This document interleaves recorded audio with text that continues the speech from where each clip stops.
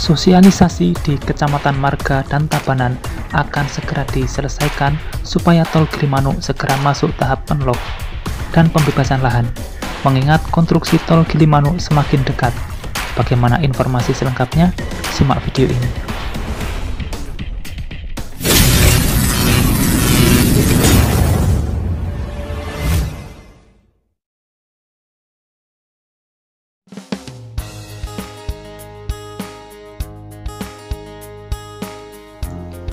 Assalamualaikum semuanya. Salam kenal buat yang baru lihat video ini, dan salam satu aspal buat subscriber yang sudah setia mendukung channel ini. Bertemu lagi di channel Sawah Deso, channel yang membahas mengenai pembangunan infrastruktur di Indonesia. Di sini semua konstruksi dibahas secara mendalam dan transparan dengan kemasan yang ringan. Sebelum tayangan ini berlanjut, ada baiknya subscribe dan nyalakan loncengnya terlebih dahulu supaya tidak ketinggalan video menarik berikutnya. Sosialisasi jalan tol Gilimanuk-Mengwi, terutama di Kabupaten Tabanan, sempat tertunda karena adanya penerapan PPKM darurat level 3 dan 4. Kini sosialisasi dikebut kembali. Untuk sosialisasi di wilayah Kabupaten Tabanan sendiri tinggal menyisakan 2 kecamatan, yakni Marga dan Tabanan. Rencananya, sosialisasi akan dilakukan di desa-desa yang dilintasi jalan tol di 2 kecamatan tersebut. Dari 2 kecamatan tersebut, setidaknya 8 desa yang akan terkena imbas pembangunan jalan tol. Untuk Kecamatan Marga, tahap sosialisasi pembangunan jalan tol akan dilaksanakan pada Senin 25 Oktober di Wantilan TPB Margarana, sementara Kecamatan Tabanan 26–27 Oktober 2021. Kepala Bagian Tata Pemerintahan Sekda Tabanan, Iwayan Sudarya, mengatakan pembangunan masih dalam tahap sosialisasi dan pendataan warga-warga desa yang terkena dampak pembangunan jalan tol. Sebelumnya, tahap sosialisasi dan pendataan ini sudah dilakukan di beberapa kecamatan yang ada di Tabanan, yakni Kecamatan Selemadeg Barat, Selemadeg Timur, dan beberapa kecamatan lainnya. Ada 2 kecamatan yang masih tersisa, yaitu Marga dan Tabanan. 2 kecamatan tersebut belum melakukan tahap sosialisasi dan pendataan karena tertunda akibat perpanjangan PPKM darurat belum lama ini, maka sekarang mereka melakukan tahap sosialisasi.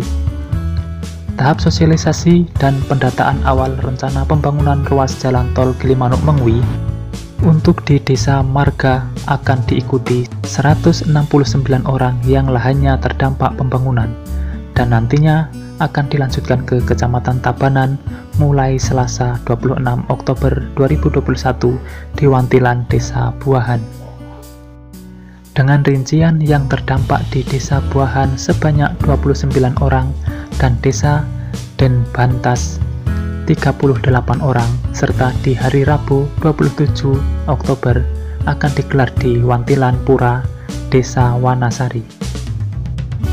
Sosialisasi tahap pertama rencana pembangunan jalan tol Gilimanuk-Mengwi ini mengundang pemilik lahan terdampak di Kabupaten Tabanan dengan tujuan agar masyarakat memiliki pemahaman dan gambaran yang jelas tentang program pemerintah pusat ini, termasuk juga untuk melakukan sinkronisasi atau pendataan awal terhadap data bidang tanah yang dikeluarkan oleh Badan Pertanahan Nasional atau BPN dengan sertifikat milik warga. Dikatakan, para pemilik lahan ini sebelumnya mendapatkan surat undangan untuk datang mengikuti sosialisasi, termasuk juga mendapatkan belangko untuk pendataan sebagai bahan cross-check, sebelum nantinya masuk ke tahap konsultasi publik dan penetapan lokasi. Pembangunan jalan tol memang menjadi perhatian serius dan dikebut oleh pemerintah untuk percepatan pembangunan kawasan strategis dalam rangka percepatan pengembangan pusat-pusat pertumbuhan ekonomi wilayah, khususnya di Bali. Sosialisasi awal ini agar pemilik lahan mendapatkan gambaran, karena nanti akan ada sosialisasi lanjutan sampai dengan program pemerintah ini bisa berjalan dengan lancar. Seperti diketahui, rencana pembangunan jalan tol Gilimanuk-Mengwi yang melintasi di Kabupaten Tabanan akan melewati 22 desa di 7 kecamatan di Tabanan. Proyek tol ini akan memakan lahan seluas 1069,44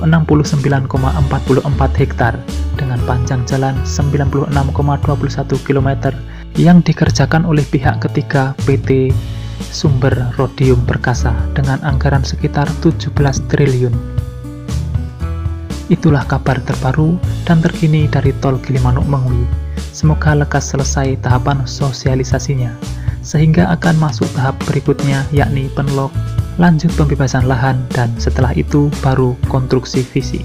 Kita perlu bersabar karena semua perlu tahapan yang tidak bisa dilewati.